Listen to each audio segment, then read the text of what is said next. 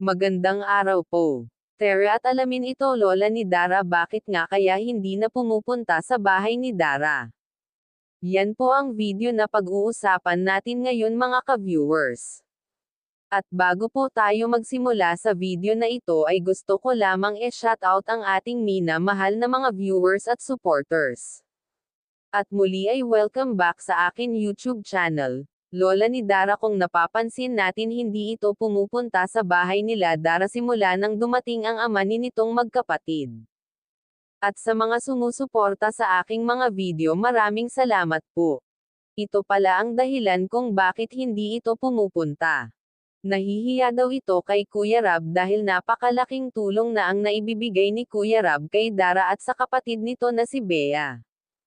Hanggang ngayon kahit natapos na ang kanyang bahay ay patuloy pa rin sa pagtulong nito sa pangbibigay sa kanya. At dahil nasanay na si Dara na maging party ng Team Kalingap at ito na ang itinuturing niya na pamilya, ay masaya ito at nai-enjoy niya ang mga ginagawa niya sa Team Kalingap.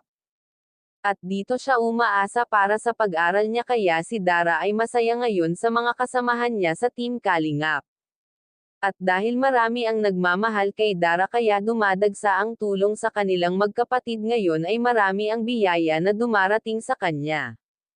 At mahal niya kung ano ang meron siya ngayon, at dahil marami ang tumutulong sa kanya kaya very thankful siya sa mga dumadating na biyaya sa kanya. Kaya sa part na ito masasabi talaga natin na maswerte itong si Dara dahil naging party siya ng Team Kalingap. Dahil dito ay naging maganda ang kanilang kalagayan ngayon, di tulad dati na naghihirap talaga sila ni Bea. Kaya kung napadaan lamang ako sa wall nyo ay baka pwede paki-subscribe ng aking YouTube channel, at wag nga po pala natin kalilimutan suportahan ang ama ng ating Kalingap na si Val Santos Matubang, at hanggang dito na lamang ang ating mixing reaction. Again, maraming salamat sa panonood.